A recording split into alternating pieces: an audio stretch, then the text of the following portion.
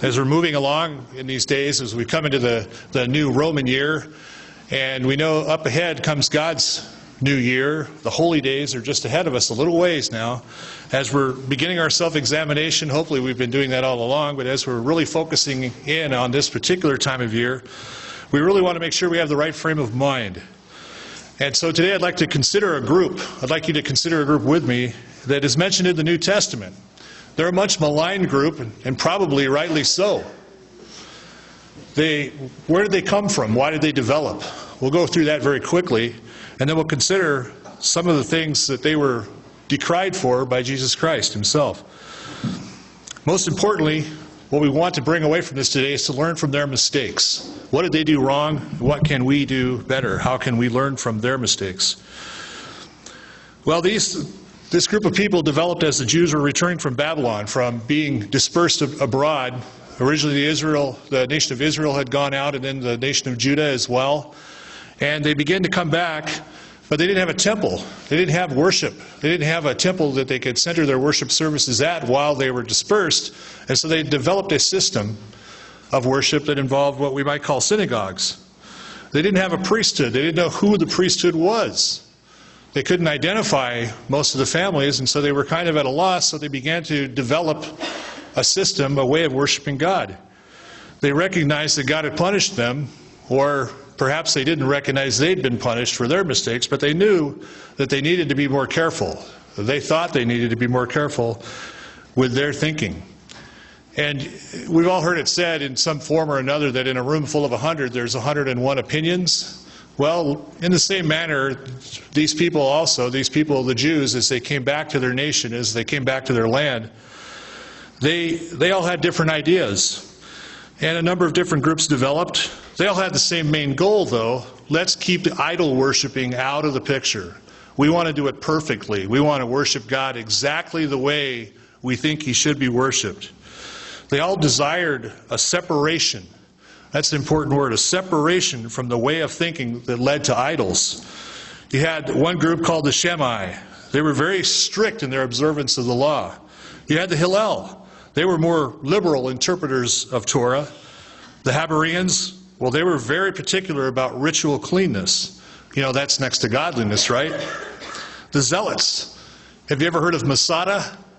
This was the group that attacked the Romans garrisoned there in Judea and fought against them and hazarded them, and then ultimately ended their lives on top of Masada when they couldn't win the battle. And the Herodians. Now, the Herodians were more focused on political aspects, on government support. How can we get along with the government in place was the idea. There were many different interpretations of worship, but all, again, wanted to avoid paganism. They all wanted to avoid the taint, the infection. They wanted to be separate from the Romans and the Greeks that they were mixed up in. And so they were collectively came to be known in the Greek as Phares, which means to separate. Phares. Sound familiar? It's where the word Pharisee comes from. The Pharisees tend to have a very black and white frame of mind. There are absolutes, right and wrongs. There are no grays to the Pharisees. And who decides what is right and wrong? Well, naturally, the Pharisees. They're the ones that decided. They became very strict. They became the new priesthood, in effect, coming out of Babylon. Now, by the time Christ came on the scene, there had been several hundred years of Pharisaical leadership. They were very entrenched in their way of doing things. They were the bosses. Everybody else listened to what they said. If a Pharisee said, you do this, you did that. You listened to what they said. You didn't question. You didn't argue. If you did, you can get in a lot of trouble. Well, now, Jesus Christ was very specific in dealing with them. He dealt with the Pharisees' habits and their interpretations very directly. He showed how hypocritical they were and how their ideas and thoughts didn't match true worship of God. The true worship that they were purportedly trying to protect. Well, does that seem harsh or kind of unfair? You know, they were there at such a time. They wanted to worship God. They wanted to protect the true worship initially. They kind of got caught up in their own ideas and their own interpretations. Well, he was pretty tough on them. Were they all that way? Maybe not. But as a group, in general, they were. They were very harsh, strict, and unforgiving.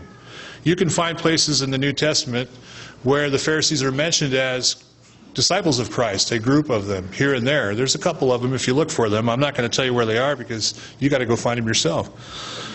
But today, what I'd like to do is in a brief thumbnail sketch of one time that Jesus Christ dealt with a particular Pharisee and addressed some of their problems, and let's see what we can draw from this interaction that he had with the Pharisee.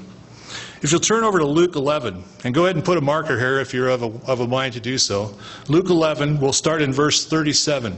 We're going to spend most of our time here. We'll foray into other areas, but Luke 11 is where we're going to find this interaction for the most part. Luke 11:37 says, "And as he spoke," and that's Jesus Christ, "a certain Pharisee asked him to dine with him, and so he went in and sat down to eat." Now just consider this. The Pharisees are very particular about defining who is clean and unclean. From Jesus Christ's point of view, the Pharisees are unclean. They're not doing things the right way. And if he had a mindset like they did, he never would have spent any time with them. But as it says somewhere else, he was there to heal the sick. And so when he was asked, he went in. He knew an opportunity would arise to discuss their teaching and their learning and address it. So Christ's attitude, again, wasn't that. And yet that's in despite of how they tended to be themselves. In verse 38 we continue, "And when the Pharisee saw it, he marveled that he had not first washed before dinner." So Christ goes in and sits down and just starts eating. He doesn't wash his hands. Now let's point something out here. This isn't the wash your hands of you were out playing in the garden, digging in the dirt, and you're coming into the house to have a meal. Your hands are not coated with mud and junk and like that. Yeah, of course you'd wash your hands. But this was a ritual washing of the hands, a very showy presentation of washing of the hands.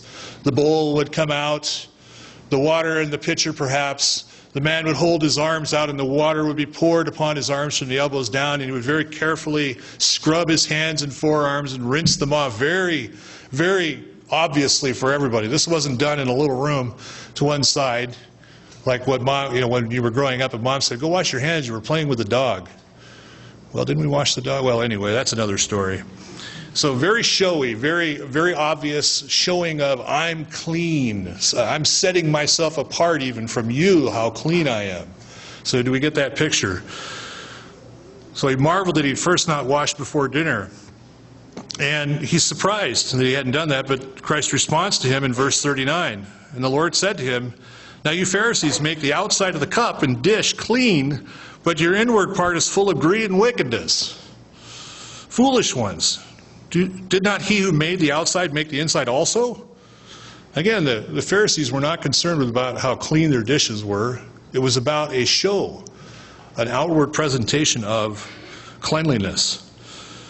You have you ever been in a restaurant where you heard that sometimes they weren't all that really careful with their dishes necessarily, and maybe you might have heard a story about a dirty cup or something like that, and so you go in there and you order a cup of coffee and you're there with your wife or your husband, and "Yeah, I'd like a cup of coffee, but could I get a clean cup?"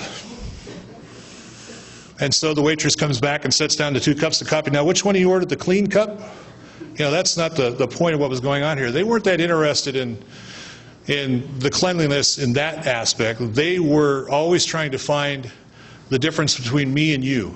I'm clean, you're dirty, was kind of their thinking. Or if you don't do it my way, you're dirty, you're unclean. It was always trying to avoid this uncleanness thing to the extent that people were burdened very greatly by what they required of them. So again, we continue on in verse 41 as Christ points to this greater truth. It's not about ceremony. What is the truth? He says, "But rather give alms of such things as you have, then indeed all things are clean to you." So again, he's addressing the fact that the Pharisees want to cause a separation between people. At first they wanted to separate themselves from the Romans and the Greeks, and now they're even going to the point of separating amongst their own people, and just placing these terrible distinctions on people and who's clean and who's not. Christ said, quit worrying about it, who's clean, and take care of them. Love them. So now come the lessons. And we'll call these the woes because that's what he says. But woe to you Pharisees in verse 42. Woe number 1. Woe to you Pharisees. Watch out. Be careful. You're missing something. This is very important. For you tithe mint and rue and all manner of herbs. And now rue, if you don't know, is a very small seed. There's generally thousands of seeds. And apparently they were going through and counting out the seeds. If you had 10,000 rue seeds, you had to pull out 1,000 seeds. And, so very particular and nitpicky particular about the little details. Okay, so you tithe mint, rue, and all manner of herbs, and pass by justice and the love of God. These you ought to have done without leaving the others undone. Absolutely, you need to tithe. He's not saying don't. Don't get that picture at all. We need to tithe. We do need to tithe. We need to give of our substance. But what's more important? What's the message here? There's a parallel account in Matthew 23 and verse 23, a parallel account of this particular woe, where it says, "Woe to you, scribes and Pharisees, hypocrites, for you pay tithe of mint and anise and cumin and have neglected the weightier matters of the law." So you're doing these physical things, but you're missing the spiritual application. Justice and mercy and faith, these you ought to have done. Don't forget to love. Tithe, but don't forget to love. In verse 24, it continues, "Blind guides who strain out a gnat and swallow a camel." So very meticulous, looking very closely to see the little bugs, but completely ignoring the camel walking into the picture. They claim to love God. If you claim to love God, you need to love people. You better be serving people if you claim to love God. Loving God and loving people go hand in hand. They are not exclusive. You can't separate those concepts out. Again, the Pharisees sought to separate the clean and the unclean people instead of clean and unclean ideas and thoughts. Christ says, love people. Open your doors to them. Open your heart to them. Over in Mark 12:28, we see an example when one of the scribes, that's Mark 12, verse 28. This is an example of when one of the scribes came and they asked Christ, what's the first commandment? What's the greatest commandment of all? Well, they weren't really asking because they wanted an answer. They were trying to trick him.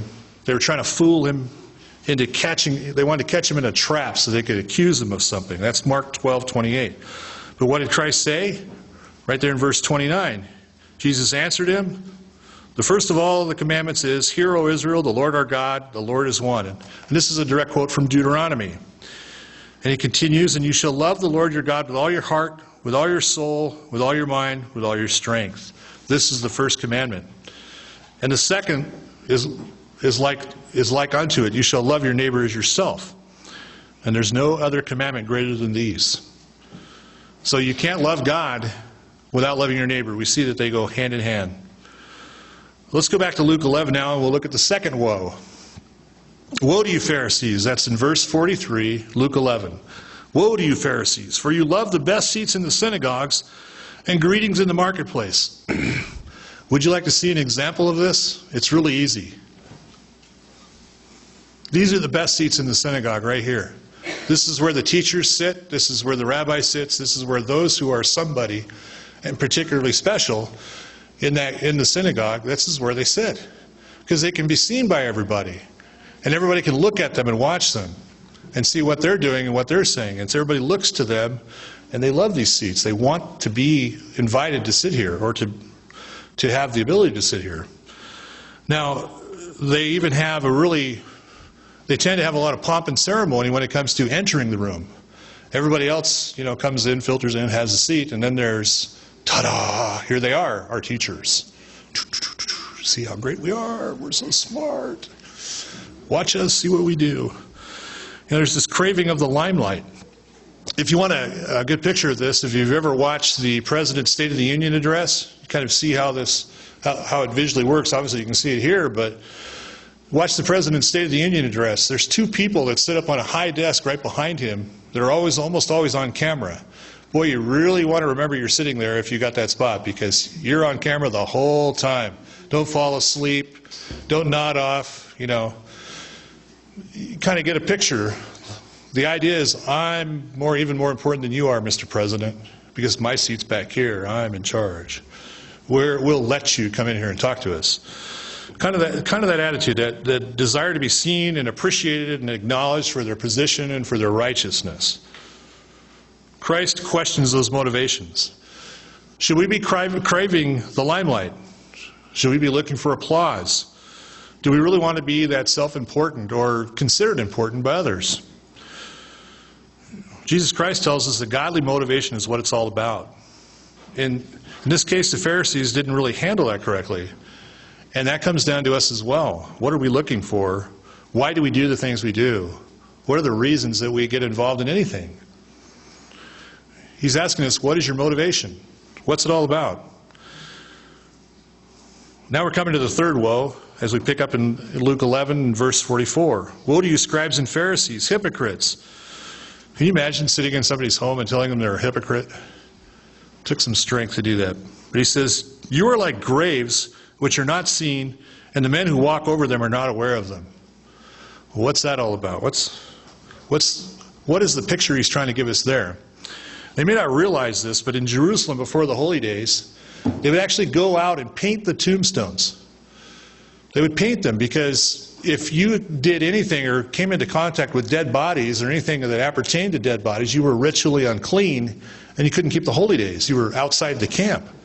And so to avoid doing that, avoid walking on a grave or coming into contact with anything dead, they would paint the tombstones. It's like, don't walk here. Oh, yeah, okay, I don't want to be unclean. So it's very important, they went to such great effort to paint these tombstones to make sure nobody would be unclean by accidentally stepping on a grave. It was like saying, be careful. What he's essentially telling them is they should be painted because they're full of dead men's bones. They're toxic to other people. This painting of the tombstones was a warning. He's saying, people need to be warned about you. You're full of death and destruction and hatred. He says you're whitewashed tombs, you're a grave. I mean, that's quite an insult, wouldn't you think? Hey, dinner was great and you're a hypocrite. Yummy. It was a pretty amazing thing, but he was addressing some very important things here. They were the leaders in this area, and they were leading poorly. They had a me first attitude. You're contaminated, you're unclean, and we need to warn people about you so that they don't come in contact with you and get poisoned by you. They had the power. They acted religious. They were in charge. Hey, it's good to be boss, isn't it? It's all right. We get all the best seats, and we get to make all the rules, and that's fantastic. Well, is that our attitude? We need to look at ourselves and have to ask ourselves, where do I get my principles from? Where do I draw my opinions from? What is my opinion? Are my opinions the one that count, or are God's opinions the ones that are important to me? If we think our opinion is so much better than somebody else, what are we going to do? Somebody else thinks something different about something, what are we going to do? Well, if you're not careful, you can begin to separate people just like they did. We don't want to do that. We don't want to look down on others like the Pharisees did. We can't do that. We can't be a whitewashed gravestone. That's just not acceptable. Let's continue now with woe number 4 in verse 45 of Luke 11. And then one of the lawyers answered and said to him, in effect, I want a shot at this. You just insulted this guy. It's my turn. I'm going to give it a shot at this. Teacher, by saying these things, you reproach us also. You've insulted me, the man says.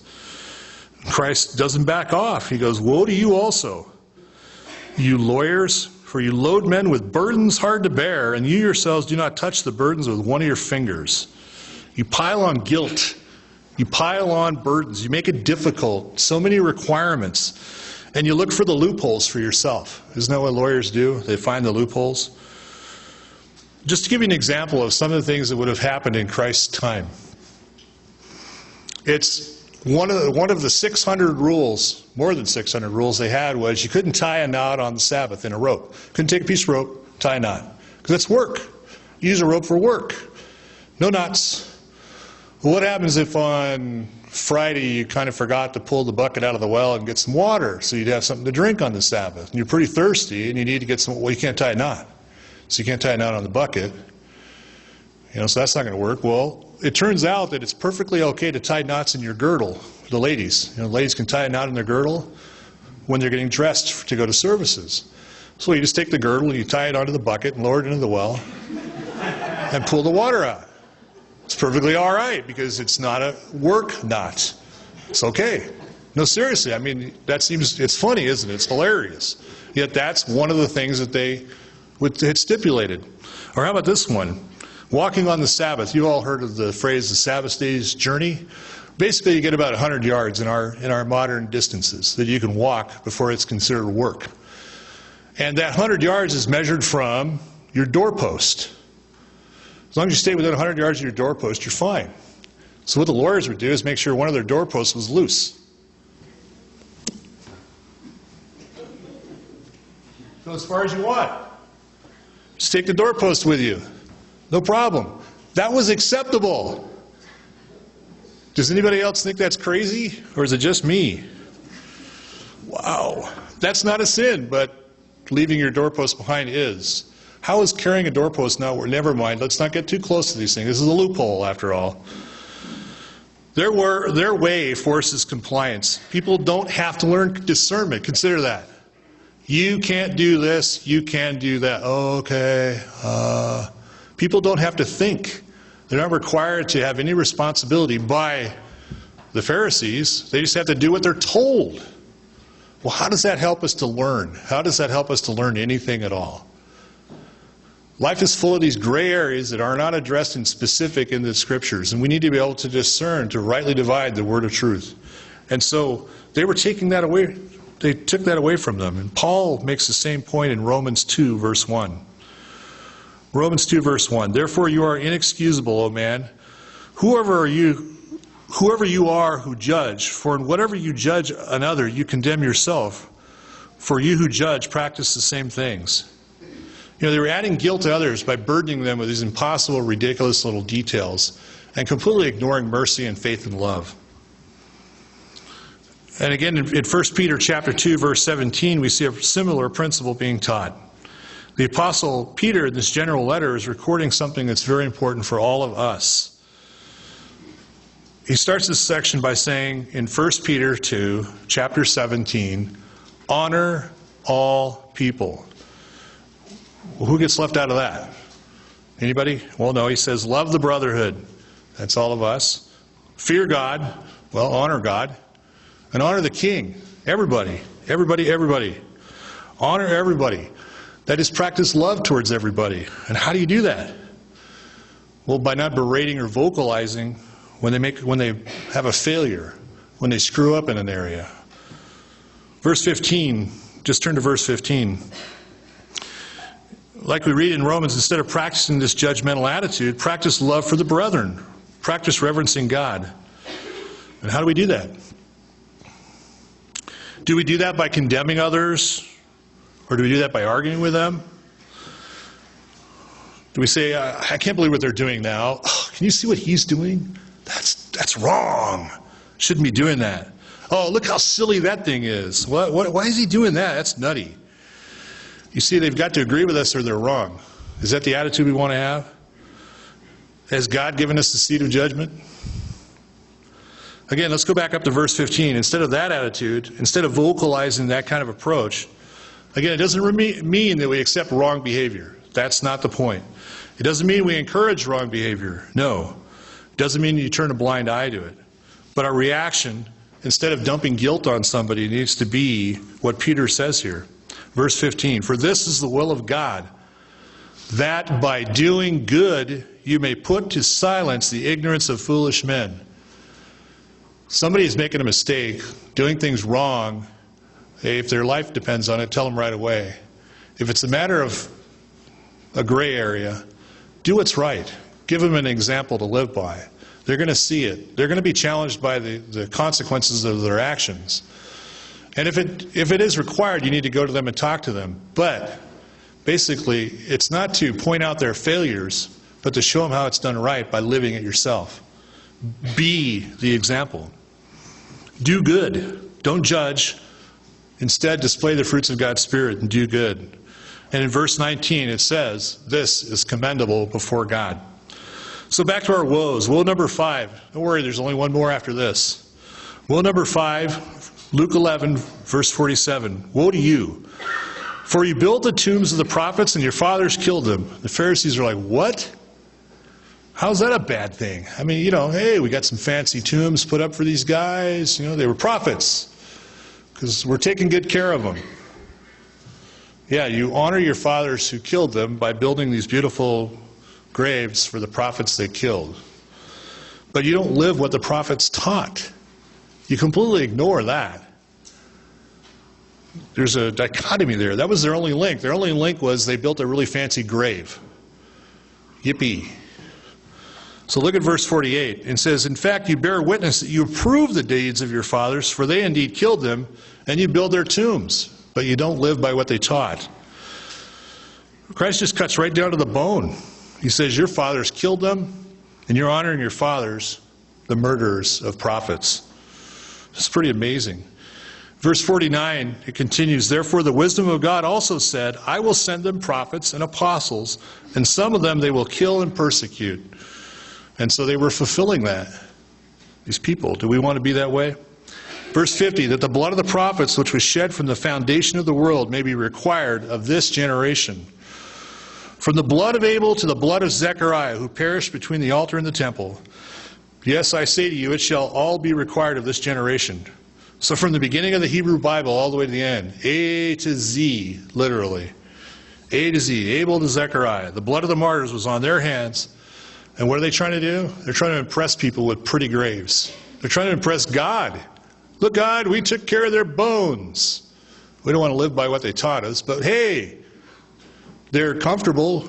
They're dead, but they're, Basically what this woe is telling us, you can't fool God. You cannot fool God. Building something pretty and beautiful that's full of dead bones is meaningless. What's inside? They had this same hateful, murdering spirit that their fathers did. Do we? Do we carry around that attitude in us? Do we look at another and despise them because they don't think the way we think? Because they don't believe necessarily what we believe? Well, among the brethren, we need to believe together. We need to be together. But even outside of this area, outside of this group of people, the others outside, how do we think about them?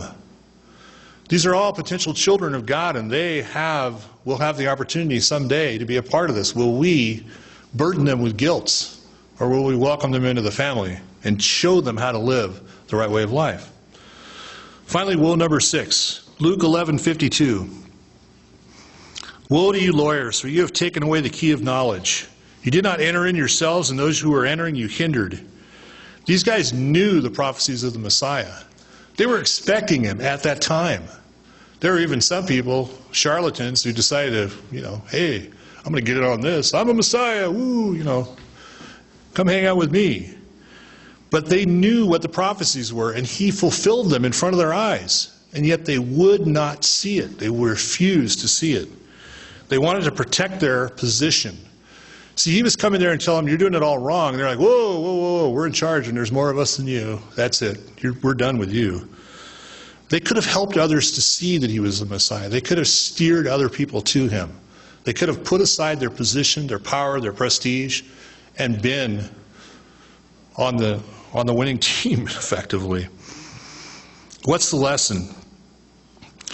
Well, knowledge is not enough. Knowing the truth is not the same thing as doing the truth. We can't rest on our laurels. We're in the right church. We understand the Bible. We have the prophecies. We got it made if we're not doing it, if we're not living it and loving other people. The Pharisees were out to make themselves look good and defend their reputations by making Christ look bad. Some people are like that, aren't they? They can only really feel their self-worth if they demean somebody else. If they put somebody else down, if they hinder other people, and somehow that makes them feel better. They go up the ladder by climbing the shoulders of the people ahead of them. Doesn't matter who they hurt, because they want to be on top. But that's not acceptable. Now look what happens when he tells them all this. Verse 53. And as he said these things to them, the scribes and the Pharisees began to assail him vehemently. By the way, that word vehemently, it's the Greek word dinos. Dinos, the same word, the word dinosaur. It means terrible, horrible, horrific, just really powerful, terrible, violent things. So they were really upset, really angry with him. And they began to assail him and to cross-examine him about many things. And they were lying in wait for him and seeking to catch him in something he might say, that they might accuse him. They were just looking for any opportunity to put him down so that they could look good. And we can't be that way. We cannot be a hindrance to other people.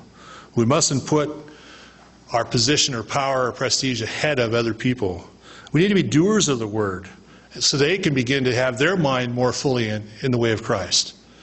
So that our minds can be more fully in the way of Christ. We need to put that aside, the desire. You know, when you think of these 6 woes, I hope that one thing comes to mind. What really comes to my mind is, woe is me.